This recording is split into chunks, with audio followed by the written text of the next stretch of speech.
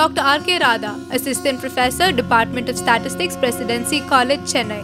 She has done her PhD in statistics on a novel approach for prior selection in Bayesian modeling. She has 27 years of teaching experience, has guided 4 MPhil students, published 5 articles in national and international journals, has attended 10 conferences in India. She had given training for staff at Tamil Nadu State Statistical Training Institute, Department of Economics and Statistics. Welcome to UGC lecture series on mathematical sciences. Today we are going to talk about confidence interval under statistical inferences. Already in your earlier classes we have discussed confidence interval for difference between the means and confidence interval for the parameters of the normal population, namely mean, that is mu, and variance sigma squared. In today's class we are actually going to discuss about the confidence interval for the ratio of the two population variances. So coming to the theoretical part, if x1, x2 etc. up to xn follow normal with mean mu and variance sigma squared, and if y1, y2 etc. up to yn follows normal, it has mean mu and variance sigma y squared. Both these samples are independent, then we know that n minus 1 sx squared divided by sigma x squared follows chi squared with n minus 1 degrees of freedom. And similarly for the second sample, m minus 1 sy squared divided by sigma y squared follows chi squared with m minus 1. So here first sample has got n samples, second sample has got m samples. Therefore, by independence of two samples and by the definition of f random variable, we know that f statistics is nothing but it is the ratio of the variances. So here you have s squared y divided by sigma squared y divided by n minus 1 sx squared divided by sigma x squared. The ratio of the variances has to be divided by its corresponding degrees of freedom. Therefore, here it is m minus 1 and here it is n minus 1. Therefore, f statistics is nothing but sigma squared with respect to x, sigma squared with respect to y into s squared y by s squared x follows f distribution with f minus 1 comma n minus 1 degrees of freedom. Now our objective is to find out 100 into 1 minus alpha % confidence interval for the ratio of the variances. Therefore, by definition of confidence interval, you consider probability of f of 1 minus alpha by 2 m minus 1 n minus 1 degrees of freedom, which is less than or equal to sigma squared with respect to x divided by sigma squared with respect to y, and here it is the population variances s squared with respect to y, s squared with respect to x, which is less than or equal to f alpha by 2 m minus 1 comma n minus 1. So here we have considered 1 minus alpha by 2 and alpha by 2 because of the construction of our distribution of the f. Therefore, here our objective is to find out the ratio of the variances. So to find out the ratio of the variances, multiply either side by this particular term, or you can divide it by s squared x divided by s squared y.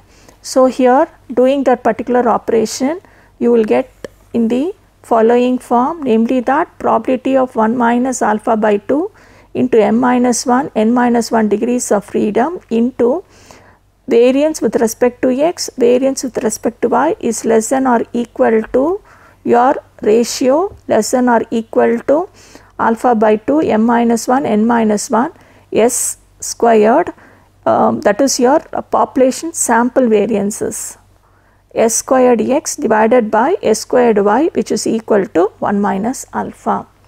Therefore, 100 into 1 minus alpha % confidence interval for the ratio of the two population variances reduces to this particular form. Now, an important factor is that f of 1 minus alpha by 2, for problem's sake, you can write it as 1 divided by f of alpha by 2 n minus 1 m minus 1 into sample variance of x, sample variance of y. Similarly, here it is f alpha by 2 m minus 1 n minus 1 sample variance of x and sample variance of y. The reason for writing f of 1 minus alpha by 2 is equal to f of alpha by 2 is for the computational purpose, that is to refer our f tables. So, here let us look into the problem how to get the ratio of the variances. So, let us go for the problem. Time taken by workers in performing a job are given below. Two methods are considered. Method 1, your values are given as 20, 16, 26, 27, 23 and 22. Under method 2, 27, 33, 42, 35, 32, 34 and 38, and you find that n1 and n2 are not the same. You have to estimate the variances. So, here estimate with 95% confidence the ratio of the two population variances. So, here the first step is to calculate the variance of the samples. So, here I have got the list of the first sample, namely that method 1 is my first sample. So, here method 1, the values of x are 20, 16, 26, 27, 23 and 22. So, 134 is nothing but the summation of x. Now, I would like to take the deviation about 22. So, when I take the deviation about 22, my d is nothing but minus 2, that is 20 minus 22 gives you minus 2, 16 minus 22 gives you minus 6. So, proceeding in the similar manner, you fill in the column, you will get the total as 2 for summation of d. Square it out, therefore, you will get it as 4 square d. So, minus 2 the whole square will give you 4, minus 6 the whole square is equal to 36. Proceeding in the similar manner, you will get your summation of d squared, which is equal to 82. Now, once again go for the method 2, which I have taken it as the sample 2. So, method 2 values are 27, 33, 42 etc. So, adding up the row, you will get summation y equal to 241. Now, in the next column, take the deviation about the value 34. So, here you will get 27 minus 7, which is minus 7, 33 minus 34 is minus 1. So, proceeding in a similar manner, you can fill in all these columns. You find summation of d is nothing but equal to 3. Now, in the last column, you have to square it, that is minus 7, d you have got it as minus 7. So, d squared is 49. Here it becomes 1. So, proceeding in the same manner, you find the total, that is summation of d squared is equal to 135. So, you have filled in all the data. Now, from the table for the first sample, that is for the method 1, your x bar, formula for x bar, you know that it is nothing but summation x by n.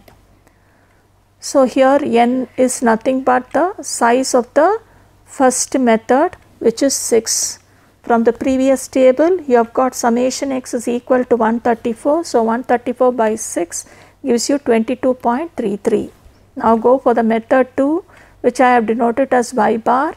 So, here it is nothing but summation of y. From previous table, my summation of y is 241. So, 241 divided by 7, which is 34.5. 0.43. Now you have to estimate the sample variances, which is nothing but your sample variance is summation of d squared by n minus d bar, where your d bar is nothing but summation of d divided by n. So go to the previous table. So here you have got summation of d is equal to 2. So here d bar, I have said it is summation of d, which is equal to 2. Number of the sample for due to the method 1 is 6, so it becomes 6. Next, here it is summation of d squared.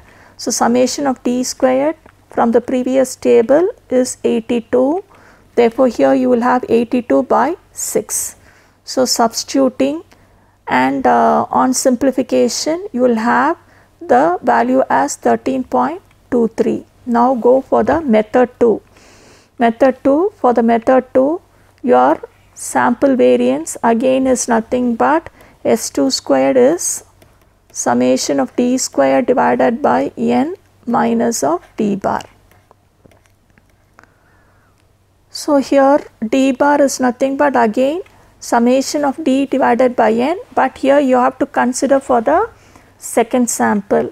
So for the second sample my summation of d is 3. I have substituted here as 3. Size of the sample is 7. Next you have to go for summation d squared. So summation d squared is nothing but 135 for the method 2, that is for the second sample. So 135 by 7, on simplification you find it is nothing but 19.11. Now actually you need to find out your S1 squared, where S1 squared is nothing but the unbiased estimate of the population variance. Hence S1 squared can be calculated as n1 S1 squared divided by n1 minus 1. Therefore for the method 1 you know that your size of the sample is 6. S1 squared you have calculated as 13.23 divided by size for the first sample is 6. So 6 minus 1, 5. On simplification you will get 15.88. Now go for the method 2. As before, find out the sample variances, that is with respect to the population. So it becomes n2 S2 squared divided by n2 minus 1.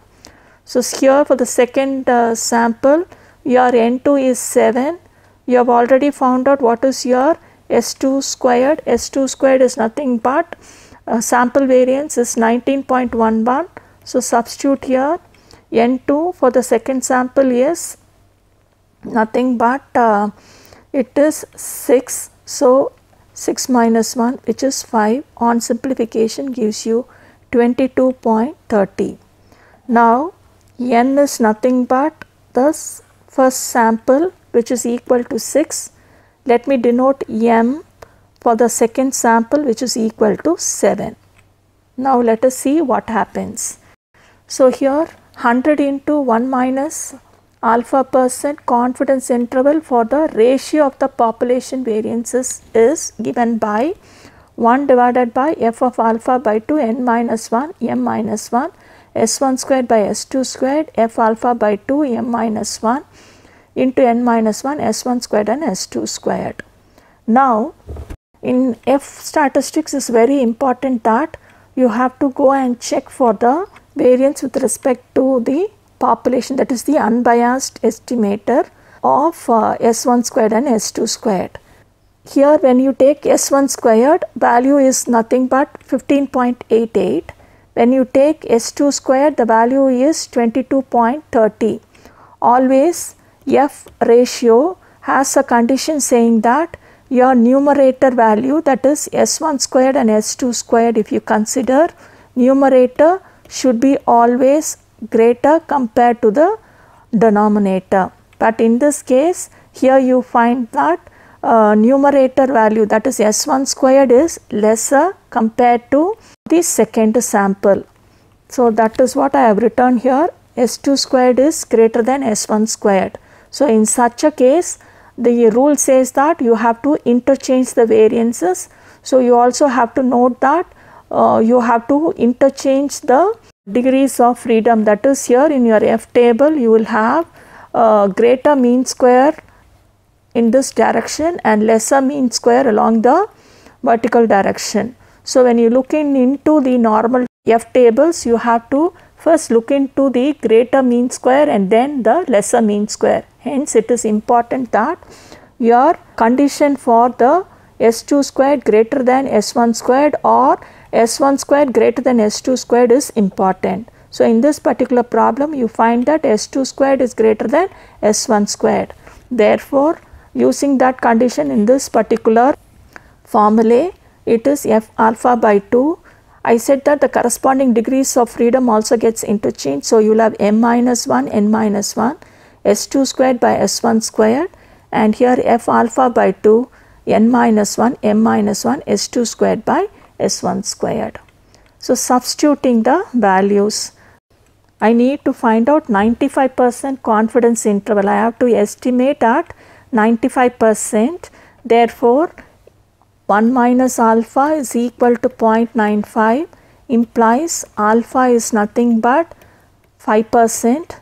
Therefore, my alpha by 2 is going to be 0.025. Hence, I have to find F alpha by 2 with an appropriate degrees of freedom. That is, here the numerator degrees of freedom and here the denominator degrees of freedom. So, here F alpha by 2 can be looked into the F tables with 0.025. So, on looking that, here you will have n minus 1. So, here I have said earlier that my n is going to be 6 and m is equal to 7. So, n is equal to 6 and m is equal to 7. So, here you will have 1 by f of alpha by 2, that is 0.025 with 6,5 degrees of freedom into S2 squared by S1 squared. Here it is going to be f 0.025 with 5,6 degrees of freedom into S2 squared by S1 squared. Looking into the normal tables with an appropriate degrees of freedom, you find that 5.99 will be the value of f 0.025 with your 5,6 degrees of freedom, and here 6.98 will be value of f alpha by 2, that is f 0.025 with 6,5 degrees of freedom. So, here you have already found out your S2 squared, S1 squared, S2 squared and S1 squared. Take the ratio, then multiply with 1 divided by 6.98, you will arrive at 0.201187. Similarly, here 5.99 into the 22.30, 15.88, you will find that you are getting the value 8.41165. Therefore, you have found out for the method 1 and method 2 that their variance lies between 0.20 to 8.4. So, hence we have obtained 95% confidence interval for the ratio of the two population variance, and we have found out the values to lie between 0.20 and 8.41165. Now, we have few important note to be noted is that the interval contain the values 1, that is, here the interval ranges from 0.20 to 8.4. So, somewhere here you will have the value 1. So, the interval contains the value 1. Hence, based upon that, we cannot conclude that the population variances differ. Okay. So, this is a striking note regarding this particular problem. So, coming back to the summary. So today's class we have learnt about the ratio of the two population variances. So in other words, we have to use your F test to find out the two population variances. Here we need to estimate the variances, that is your Sx squared, Sy squared, or S1 squared and S2 squared, namely that the sample variances with respect to the population. And you have to compare the values obtained S1 squared and S2 squared, check whether which is greater. So remember in your calculations that always your numerator should be greater than the denominator, so that your F value will be always greater than 1. If not, interchange it out and interchange also the appropriate degrees of freedom and get the table value, draw the inferences, and hence you can comment upon the ratio of two population variances either at 99% or 95%. So now I have got few questions for you. So here first question is that obtain 100 into 1 minus alpha percent confidence interval for the ratio of two population variances.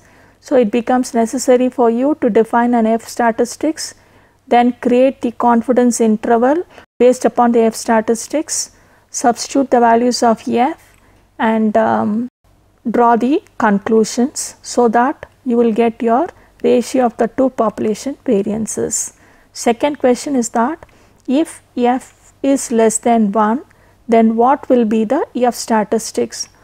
As I have said in my summary and in my working out the example, that if F value is less than 1, you cannot proceed with the problem. Hence, it is necessary for you to make F value greater than 1. So, to make this value greater than 1, I have said that F statistic should consist the numerator value greater compared to the denominator value, that is your variances, namely that Sx squared or S1 squared, that is depending upon the sample, then Sy squared. So here F Sx squared should be greater than Sy squared. So here if F is less than 1, you will have Sx squared is less than Sy squared, for which you cannot go and proceed, because the simple reason is that the F value should be always greater than 1. Hence, you need to interchange the value and to draw the conclusions. Third question, you have got two independent random samples x and y are given as follows. The values of x are 55, 56, 57, 58, 65 and 42. Y values are 65, 72, 83, 42, 61 and 82. You have to obtain 99% confidence interval for the ratio of the population variances. So in this particular problem, I have given a case where my sample size is equal, that is your n1 and n2. n1 is the size of the sample x, n2 is the size of the sample y, and which is equal to 6. So here to obtain 99% confidence interval, you need to find out what is your Sx squared, Sy squared. So from Sx squared, you find first small x squared, that is your sample variance. Having obtained sample variance from S1 squared and S2 squared, find out what is your capital S squared and capital Sy squared. So having obtained this, check the condition, namely that Sx squared is greater than Sy squared. If not, interchange. Find out 99%. So here alpha is nothing but 1%, that is 0.01. So, alpha by 2 is nothing but 0.005. So, either you have to find out, refer to the F table for F alpha by 2, that is 0.005 with 5,5 degrees of freedom. So, here you will be finding out 1 divided by F of this particular value into capital S x squared by capital SY squared, comma F of capital Sx squared by Sy squared. So, that will give you the 99% confidence interval for the population variances. So, you know how to calculate S1 squared. S1 squared is nothing but either you can take the deviation, namely that for x you can take d is equal to x minus 57, find out summation of d squared and calculate d bar. Therefore, your S1 squared is nothing but summation d squared by S1 squared is nothing but summation d1 squared divided by n minus of summation of d divided by d1 divided by n. Similarly, repeat this operation for S2 squared. For S2 you can take namely that d is equal to say y minus of 42. So, having obtained these values, substitute, if you fit in, you will get your 99% confidence interval for the population variances. Try it. Thank you.